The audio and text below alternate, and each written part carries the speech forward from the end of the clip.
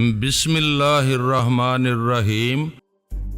ہم جیسے بیچارے کس سے ملنے جا سکتے ہیں؟ کسی انکم ٹیکس والے سے، کسی ایکسائز والے سے، کسی وکیل سے، کسی بور قسم کے سیٹ سے، اور بلا ہمیں کون بلا سکتا ہے؟ میں نے ٹھنڈی سانس لے کر کہا، ہم کوئی فلمی ہیرو تھوڑا ہی ہیں کہ ایک گرل فرینڈ کو ہوٹل کی لابی میں کھڑی چھوڑ کر دوسری سے ملنے سوئمنگ پول پر چلے جائیں، تیسری گھر پر انتظار کر رہی ہو، اور چوتھی مری یا ایبٹ آباد میں راہ دیکھ رہی ہو۔ بس رہنے دو، مجھے اندازہ ہوتا جا رہا ہے کہ تم فلمی ہیرو سے زیادہ بدماش ہو اور تمہاری زیادہ مقامات پر راہ دیکھی جاتی ہے۔ کم از کم میرے سامنے تو بولے اور معصوم بننے کی کوشش مت کیا کرو۔ وہ خاصی سنجیدگی سے بولی، اچھا، میں تمہارے سارے گلے شکوے دور کرنے کے لیے فوری طور پر تمہارے پاس آنا چاہتا ہوں۔ کچھ دیر بیٹھ کر اداس سی باتیں کریں گے۔ تجربہ بتاتا ہے کہ اکٹھے بیٹھ کر اداسی کی باتیں کرنے سے اداسی کم ہو جاتی ہے۔ میں نے کہا، میں کیا صرف اداسیاں شیئر کرنے کے لیے رہ گئی ہوں؟ وہ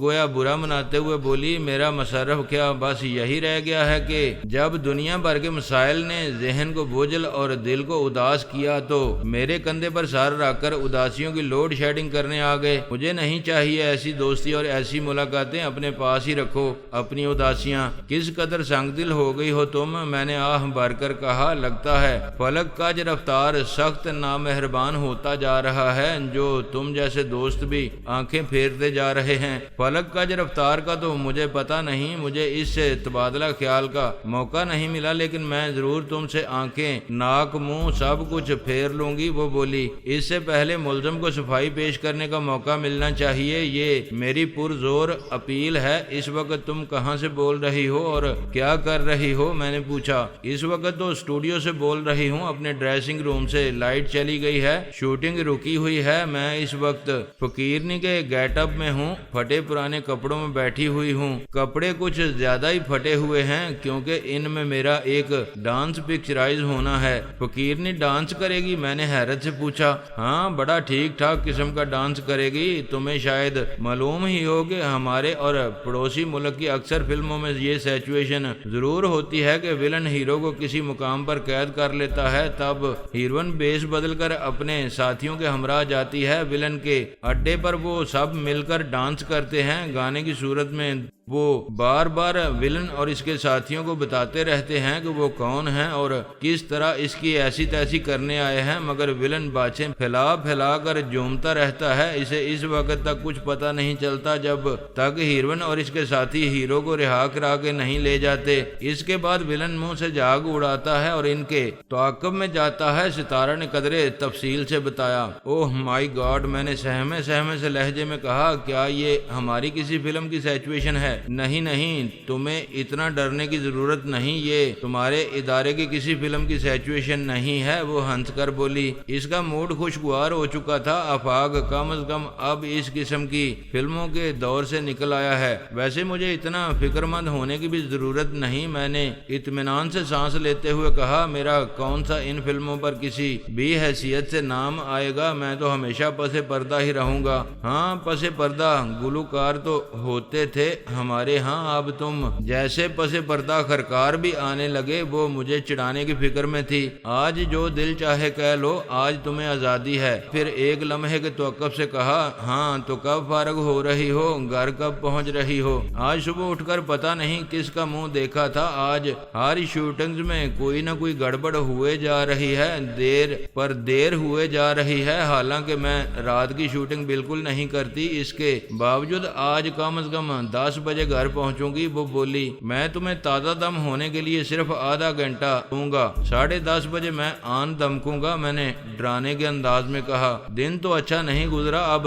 تم چاہتے ہو رات بھی اچھی نہ گزرے؟ اس نے رو دینے والے لہجے میں کہا۔ یہ تو میرے آنے پر ہی پتا چلے گا، میں نے کہا اور فون بند کر دیا۔ میں نے 10 بجے تک دوسرے چند کام نپٹائے اور 10:30 بجے ستارہ کے ہاں جا پہنچا۔ میں نے یہ تصدیق کرنے کی بھی زحمت نہیں کی تھی تھی کہ وہ گھر پہنچ چکی ہے یا نہیں، حالانکہ مجھے معلوم تھا کہ شوٹنگوں کا کوئی بھروسہ نہیں ہوتا۔ یہ تو ستارہ کا حوصلہ تھا کہ کام نمٹانے کے لیے رات کو شوٹنگیں نہیں کرتی تھی، صاف انکار کر دیتی تھی، گو کہ اس کی وجہ سے اسے کئی فلمیں چھوڑنا پڑتی تھیں، مگر وہ اپنا رات کا آرام اور تفریحات نہیں چھوڑتی تھی۔ اس کا کہنا تھا کہ اگر میں نے راتوں کو بھی کام کر کے مزید کچھ دولت کما بھی لی تو وہ بڑھاپے میں مجھے میری جوانی کی راتیں اور ان راتوں کی کھوئی ہوئی نیند واپس نہیں دلا سکے گی۔ میں اس کے ہاں پہنچا تو وہ ایک خوبصورت گاؤن اور ہلکی پھلکی چپلی پہنے، نم آلود بال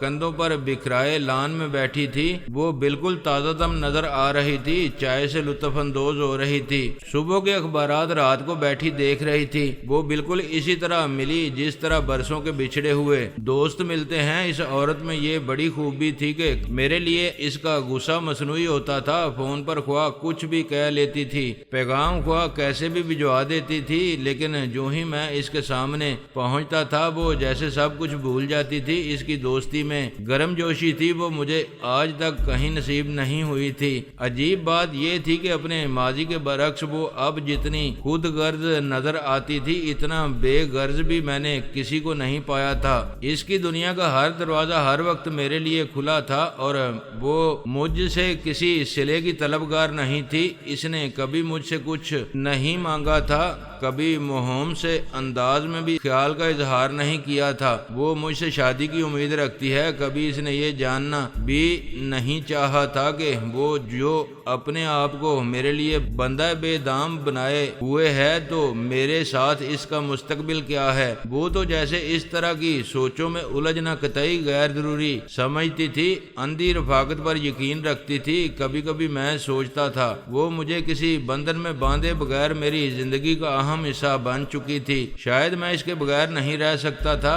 یہی تو اس کی حکمت عملی نہیں تھی۔ جو عورت خود کو کسی مرد کی ذات میں گم کر دیتی ہے اور اس کے عوض کچھ بھی نہیں چاہتی، وہ گویا مرد کو خرید لیتی ہے۔ اب رحیلہ کے مل جانے کے بعد میں سوچ رہا تھا کہ کیا ستارہ میرا بے عنوان تعلق جاری رہ سکے گا، کیا مجھے اس کو جاری رکھنا چاہیے۔ ان دونوں ہی سوالوں کے جواب میں میرے دل میں سناٹا چھا گیا۔ ایک بات بہرحال طے تھی کہ اس سے ترک تعلق میرے لیے بہت بڑی آزمائش بن سکتا تھا۔ جو بات ستارہ میں تھی وہ رحیلہ میں نہیں تھی اور جو بات رحیلہ میں تھی وہ ستارہ میں نہیں تھی۔ میں نے اس وقت تک کھانا نہیں کھایا تھا، اس لیے کھڑے کھڑے ہی کہا چلو کہیں باہر چلتے ہیں، آج چائنیز کھانا کھانے کو دل چاہ رہا ہے، ذرا سکون کی سانس تو لو، ایسی بھی کیا جلدی ہے۔ وہ ایک کرسی کی طرف اشارہ کرتے ہوئے بولی، ویسے میں نے گھر پر بھی آج اچھا کھانا پکوایا ہے، مجھے ایک بہت اچھا کوک مل گیا ہے جو انگلش، پاکستانی، کانٹیننٹل اور چائنیز سب طرح کے کھانے بہت اچھے پکا لیتا ہے، گزٹڈ آفیسر سے زیادہ تنخواہ پر رکھا ہے، آج اس کی کارکردگی آزما کر دیکھو۔ آج گھر پر کھانے کا موڈ نہیں ہے، نہ اپنے گھر نہ تمہارے گھر۔ یہاں سے کچھ ہی دور کافی معیاری قسم کا ایک نیا چائنیز ریسٹورنٹ کھلا ہے، بڑا خوبصورت رومانٹک ماحول ہوتا ہے وہاں، میزوں پر دھیمی روشنی کی چینی لالٹینیں روشن ہوتی ہیں اور ریسٹورنٹ چونکہ نیا کھلا ہے اس لیے وہاں زیادہ بھیڑ بھاڑ نہیں ہوتی۔ مجھے بھی ایک چینی وفد باقاعدہ فرمائش کر کے وہاں لے گیا تھا۔ ہم اس ملک میں اس علاقے میں رہتے ہیں اور ہمیں یہاں کھلنے والے اس ریسٹورنٹ کا علم نہیں تھا، چین سے آئے ہوئے لوگوں کو علم تھا۔ آؤ چلیں، میں نے اس کا ہاتھ تھاما۔ خدا کے لیے افی کچھ تو خیال کرو، وہ ہاتھ چھڑاتے ہوئے بولی۔ میں کیا اسی طرح باتھنگ گاؤن میں ریسٹورنٹ میں چل دوں گی؟ اخباروں میں خبریں آ جائیں گی، معروف فلمی اداکارہ ستارہ باتھنگ گاؤن میں شہر کی ایک ممتاز کاروباری شخصیت کے ساتھ ریستوران پہنچ گئیں۔ خبر میں کہیں نہ کہیں یہ بھی دیا جائے گا کہ موصوفہ غالباً نشے میں تھیں۔ میں نے ایک کرسی پر ڈھیر ہوتے ہوئے ٹھنڈی سانس لے کر کہا، ایک تو تم جیسی عورتیں بھی اسکینڈلوں سے یوں ڈرتی رہتی ہیں جیسے کسی با پردہ پرہیزگار خاتون کو کسی نیک اور متقی شخص سے اپنی منگنی ٹوٹ جانے کا خطرہ ہو۔ اچھا تو تم بھی انہی لوگوں میں سے ہو جن کی نظر میں فلمی عورتوں کی گویا کوئی عزت ہی نہیں ہوتی۔ وہ ایک دم تن کر کھڑے ہوتے ہوئے بولی، شاید وہ آستینیں چڑھانے کا ارادہ بھی رکھتی تھی۔ میں نے ہاتھ جوڑتے ہوئے کہا، جاؤ بابا، تم تیار ہو کر آؤ، میری نظر میں تمہاری جتنی عزت ہے اتنی خود اپنی بھی نہیں ہے۔ اس کی مسکراہٹ واپس آ گئی، وہ اندر جانے کے لیے مڑ گئی۔ تب میں نے آواز بلند کہا، لیکن میرے چائے ختم کرنے تک تیار ہو کر آ جانا، یہ سمجھ کر مت تیار ہونا کہ تم شوٹنگ پر جا رہی ہو۔ وہ حیرت انگیز طور پر 5 منٹ میں تیار ہو کر آ گئی۔ موسم خاصا سرد تھا، لیکن اس نے نہایت ہلکا پھلکا لباس پہنا تھا، البتہ ایک کشمیری شال کندھوں پر ڈال لی تھی۔ ان چند منٹوں میں اس نے برائے نام میک اپ بھی کر لیا تھا، اور اس معمولی میک اپ میں وہ فلمی میک اپ سے زیادہ پرکشش لگ رہی تھی۔ چند منٹ بعد ہم ریستوران جا پہنچے۔ کونے میں مجھے اپنی پسندیدہ میز بھی خالی مل گئی، جس کے پاس کینوس کا ایک خوبصورت پارٹیشن بھی کھڑا تھا۔ اس پر رنگا رنگ چینی تصویریں بنی ہوئی تھیں، جن کے عقب میں مدھم روشنیاں جلملاتی تھیں تو وہ بہت بھلی لگتی تھیں۔ ہال میں روشنی بہت کم تھی، اس کے باوجود ہمارے داخل ہوتے ہی کئی گردنیں یکے بعد دیگرے ہماری طرف گھوم گئیں۔ ظاہر ہے مجھے کم اور ستارہ کو زیادہ دیکھا جا رہا تھا۔ فلم سٹار ستارہ کو پہچان لیا گیا تھا۔ ہمیں اس کونے میں بیٹھے زیادہ دیر نہیں ہوئی تھی کہ آٹوگراف لینے کے کئی شوقین جمع ہو گئے۔ ان میں زیادہ تر ٹین ایج اور بچے ہی تھے جن کے پاس اس وقت آٹوگراف بک نہیں تھی۔ وہ کوئی نوٹ، اپنے ابا جان کا وزٹنگ کارڈ، ٹیشو پیپر یا کوئی اور کاغذ بھی پھاڑ کر لیے چلے آ رہے تھے۔ 16-17 سال کی ایک گول مٹول لڑکی نے ستارہ سے آٹوگراف لینے کے بعد میری طرف متوجہ ہوتے ہوئے کہا، آپ بھی شاید فلمی ہیرو ہیں، لیکن ابھی آپ کی کوئی فلم ریلیز نہیں ہوئی۔ مجھے ہنسی آ گئی۔ میں نے مشفقانہ لہجے میں کہا، نہیں چندہ، میں فلموں میں کام نہیں کرتا، میرے کوئی فلم کبھی ریلیز نہیں ہوگی۔ بچی انگریزی میں بولی، don't be so sure, you have a handsome face and you are a friend of madam Sitara. بچی ذہین ہی نہیں، بالغ نظر بھی معلوم ہوتی تھی۔ شاید ہر دور کے بچے بڑوں سے زیادہ تیز ہوتے ہیں۔ میں اکثر ہی سنتا آیا تھا کہ آج کل کے بچے بڑے تیز ہو گئے ہیں۔ میں نے بچی کا کندھا تھپتھپاتے ہوئے انگریزی میں ہی جواب دیا، میں اس لیے پر یقین ہوں کہ مجھے فلموں میں کام کرنے کا بالکل بھی شوق نہیں ہے۔ اس کی ذہین آنکھیں بتا رہی تھی کہ وہ میرے جواب سے مطمئن نہیں تھی، لیکن بہرحال امریکیوں کے سے انداز میں کندھے اچکا کر واپس چلی گئی۔ چند منٹ بعد مجھے اپنے اس خیال میں ترمیم کرنا پڑی کہ ہر دور کے بچے بڑوں سے زیادہ تیز ہوتے ہیں۔ اس میں یہ اضافہ ضروری تھا کہ احمق بھی ہر دور میں پائے جاتے ہیں۔ ہمیں ابھی سکون میسر آئے ذرا ہی دیر ہوئی تھی اور ہم سوپ سے لطف اندوز ہونے لگے تھے کہ 20-22 سال کا ایک رونق سا نوجوان اپنی گول گول سی آنکھیں گھماتا ہوا یوں پارٹیشن کے عقب سے نمودار ہوا جیسے کوئی ریڈ انڈین درختوں میں چھپا انتظار کر رہا تھا کہ اس کا شکار ذرا تنہا ہو تو وہ اس پر حملہ کرے۔ شاید وہ ہمارے گرد بھیڑ چھٹنے کا انتظار کر رہا تھا۔ وہ خاصا خوش شکل تھا، لیکن چہرے پر حماقت برس رہی تھی۔ کپڑے ریڈی میڈ اور اچھی کمپنی کے تھے، لیکن اس کی اصل سائز سے کم از کم 1.5 گنا بڑے تھے، اور شاید ایک آدھ ہفتے سے مسلسل اس کے منحنی جسم پر جھول رہے تھے۔ ناک پر موٹے موٹے شیشوں کی اینک تھی۔ اس کا چہرہ کسی اندرونی ہیجان سے تمتما رہا تھا اور وہ بار بار تھوک نکل رہا تھا، جس کی وجہ سے اس کے مرغے جیسی گردن میں نرخرے کی ہڈی مسلسل اوپر نیچے حرکت کرتی دکھائی دے رہی تھی۔ اس نے ایک نوٹ بک اور پین ستارہ کے سامنے رکھ دیا اور چوہے دان میں پھنسے ہوئے چوہے کی اسی آواز میں یکدم ہی بولا، آپ مجھے بہت اچھی لگتی ہیں، میں راتوں کو آپ کو خوابوں میں دیکھتا ہوں، آپ میری بہن بن جائیں۔ ہم دونوں اس کی طرف دیکھتے رہ گئے۔ مجھے ہنسی بھی آتے آتے رہ گئی اور ایک خفیف سے ترحم کا بھی احساس ہوا۔ میں نے ملائمت سے کہا، برادر عزیز، دونوں میں سے ایک چیز چھوڑ دو، یا تو انہیں راتوں کو خواب میں دیکھنا چھوڑ دو یا بہن بنانے کا خیال چھوڑ دو۔ معلوم نہیں اس کی سمجھ میں میری بات آئی یا نہیں، لیکن وہ مڑ کر نہایت سعادت مندی سے سر ہلاتے ہوئے بولا، جی بہت اچھا، میں اپنی سی کوشش کروں گا۔ پہلے تو میں سمجھا شاید وہ میرے مشورے کے جواب میں میٹھا سا طنز کرنے کی کوشش کر رہا ہے، لیکن پھر اس کے چہرے پر برستی ہوئی حماقت دیکھ کر مجھے اپنا خیال مسترد کرنا پڑا۔ وہ طنز کرنا تو درکنار، شاید طنز کو سمجھنے کی صلاحیت سے بھی محروم تھا۔ ستارہ نے شاید جان چھڑانے کے لیے جلدی سے اس کی نوٹ بک میں آٹوگراف دے دیے، لیکن وہ محض آٹوگراف پر مطمئن نہیں ہوا۔ تقریباً گڑ گڑاتے ہوئے بولا، کوئی شعر بھی لکھ دیجئے۔ ستارہ زیر لب کچھ بڑبڑائی، تاہم اس نے یہ شعر لکھ دیا، ان کے پیچھے نہ چلو، ان کی تمنا نہ کرو، سائے پھر سائے ہیں، کچھ دیر میں ڈل جائیں گے۔ شعر پڑھ کر نوجوان تڑپ اور پھڑک اٹھا۔ ہم چاہ رہے تھے وہ جلدی واپس چلا جائے، لیکن وہ ابھی ہماری جان چھوڑنے کے موڈ میں نہیں تھا۔ اسے تڑپنے اور پھڑکنے سے فرصت ملی تو میری طرف متوجہ ہو گیا۔ ناک پر اینک درست کرتے ہوئے وہ ایک دم اچھل پڑا۔ ارے میں تو اب آپ کو پہچانا، آپ تو افضل چودھری صاحب ہیں، آپ تو بہت بڑے تاجر اور صنعت کار ہیں۔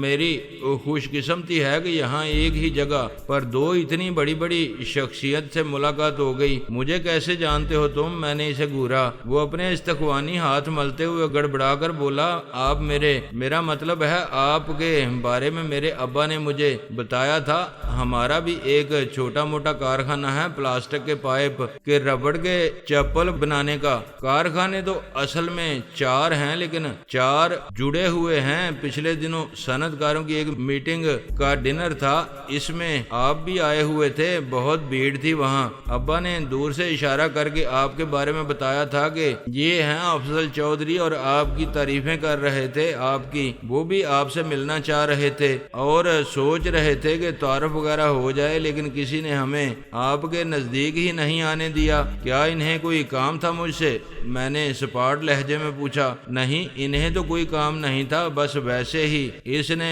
دانت نکالے، پھر قدرے شرمیلے لہجے میں بولا، لیکن مجھے آپ سے کام ہے، بہت ضروری مشورہ کرنا ہے۔ کیسی خوش قسمتی کی بات ہے کہ آپ سے یہاں ملاقات ہو گئی۔ ہاں، میری شامت نے دعوت دی تھی جو میں یہاں چلا آیا۔ آئندہ کبھی ادھر کا رخ نہیں کروں گا، میں نے گہری سنجیدگی سے کہا۔ پھر ستارہ کی طرف دیکھتے ہوئے اضافہ کیا، بلکہ ان جیسی مشہور خاتون کے ساتھ تو بالکل ہی کہیں باہر نہیں نکلوں گا۔ ستارہ ہونٹ دانتوں میں دبائے مسکراہٹ ضبط کرنے کی کوشش کر رہی تھی۔ وہ اب میری حالت سے لطف اندوز ہو رہی تھی۔ نوجوان نے گویا میری بات سنی ہی نہیں، وہ ایک کرسی کھینچ کر بیٹھنے کی فکر میں تھا۔ میں نے اسے کرسی کی طرف ہاتھ بڑھاتے ہوئے دیکھا تو جلدی سے اس کے پشتے پر اس طرح بازو رکھ دیا کہ اسے کھینچنا اس کے بس کی بات نہ رہی۔ دوسری کرسی پر ستارہ نے اپنا ہینڈ بیگ رکھ دیا۔ نوجوان نے اس پر بھی ہمت نہیں آ رہی، کھڑے کھڑے ہی کچھ ٹیڑھا میڑھا سا ہوتے ہوئے بولا، مجھے اپنے ابا کے بارے میں مشورہ کرنا تھا۔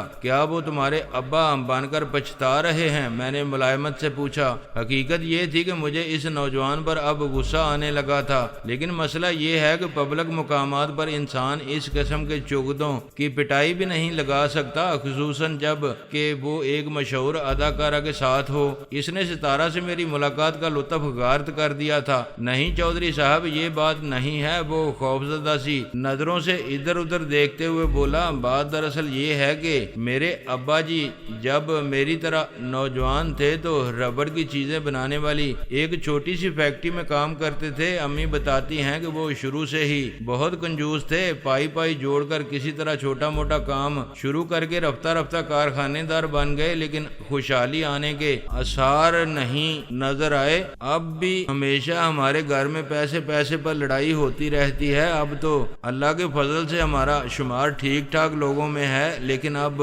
ان کی کنجوسی پہلے سے بڑھ گئی ہے۔ ہم صرف 2 بھائی ہیں، دوسرا مجھ سے بھی چھوٹا ہے۔ ہم نے ان اسکولوں میں پڑھا ہے جن میں بچے ٹاٹ پر بیٹھتے ہیں۔ اب بھی ابا سے 10 روپے مانگ لیں تو سوٹے سے پٹائی ہوتی ہے، بات پر وہ چیخنے لگتے ہیں، اوے کھوتے دے پتر، میں نے دن رات خون پسینہ کر کے اس لیے روپیہ نہیں کمایا کہ تم لٹاتے پھرو، بڑے عذاب میں ہے زندگی ہماری۔ اس کی آواز برا گئی اور آنکھوں میں باقاعدہ آنسو آ گئے۔ وہ چشمہ اتار کر آستین سے آنکھیں پونچھنے لگا۔ ایک لمحے کے لیے تو مجھے شک گزرا کہ وہ کسی قسم کا ڈرامہ تو نہیں کر رہا، کہیں وہ کسی خاص مقصد تحت تو ہمارے سر پر سوار نہیں ہو رہا، لیکن اس کی صورت دیکھتے ہوئے ایک بار پھر مجھے اپنا خیال مسترد کرنا پڑا۔ وہ کسی بھی مکاری اور منصوبہ سازی کا اہل ہی نظر نہیں آتا تھا۔ وہ اپنے باپ کے بارے میں جو کچھ بتا رہا تھا وہ کوئی بعید از امکان باتیں نہیں تھیں۔ ایسے کردار کہیں نہ کہیں دیکھنے میں آتے ہیں۔ حد سے زیادہ کنجوسی بھی ایک نفسیاتی بیماری ہے اور تقریباً لا علاج ہے۔ اس قسم کے لوگوں کے کنبے پر اس کے عجیب و غریب اثرات مرتب ہوتے ہیں۔ کوئی بعید نہیں تھا کہ اس لڑکے کے ذہنی طور پر کچھ پسماندہ سا نظر آنے کی وجہ بھی اس کے باپ کا وہی رویہ رہا ہو جو وہ بچپن سے دیکھتا چلا آ رہا تھا، سہتا چلا آ رہا تھا، اور باپ کو شاید یہ دیکھنے کی فرصت ہی نہ ملی ہو کہ اس کا بیٹا کس ذہنی حالت کے ساتھ پرورش پا رہا ہے۔ میرے دل میں اس کے لیے ہمدردی کی لہر ابھر آئی۔ ستارہ کے چہرے سے بھی تمسخر کے آثار غائب ہو گئے، ساتھ ہی ہمارا سوپ پینے کا لطف بھی غارت ہو گیا۔ نام کیا ہے تمہارا؟ میں نے اب طنز کی ملاوٹ کے بغیر حقیقتاً ملائمت سے پوچھا۔ وسیم احمد، وہ ناک پونچھتے ہوئے بولا۔ وسیم میاں، جب تمہارا باپ اتنا کنجوس ہے اور پیسوں کے لیے تمہارے گھر میں اتنی جوتم بیزار ہوتی ہے تو تم اس ریستوران میں کیسے نظر آ رہے ہو؟ یہ کوئی عام چائنیز ریستوران بھی نہیں ہے، یہ تو ان کی نسبت بہت مہنگا ہے، جبکہ تمہارا باپ تو تمہیں کسی عام چائنیز میں بھی دیکھ لے تو شاید وہیں سے جوتے مارتا ہوا لے جائے گا۔ تم نے پیسے ضرور چرائے ہوں گے۔ میں نے بغور اس کی طرف دیکھتے ہوئے کہا۔ آپ کی بات بالکل صحیح ہے، وہ گویا میرے اندازے پر خوش ہوتے ہوئے بولا۔ ہم تو زیادہ سے زیادہ کسی تھڑے پر بیٹھ کر چائے پانی کا شوق پورا کر سکتے ہیں، لیکن دراصل امی ہماری مدد کرتی ہیں۔ انہیں ابا سے روپے اینٹھنے کے طریقے آ گئے ہیں، وہ کسی نہ کسی طرح کچھ مال کھینچ ہی لیتی ہیں۔ اس کے علاوہ ابا جو نقد رقم گھر میں چھپا کر رکھتے ہیں، امی اس میں سے بھی کسی نہ کسی طرح کچھ پار کر لیتی ہیں اور ہم دونوں بھائیوں کو دیتی رہتی ہیں۔ انہیں معلوم ہے کہ دوسرے خوشحال گھرانوں کے بچوں کی طرح ہمارا بھی اچھی جگہوں پر جانے، اٹھنے، بیٹھنے اور اچھی چیزیں کرنے کو جی چاہتا ہے،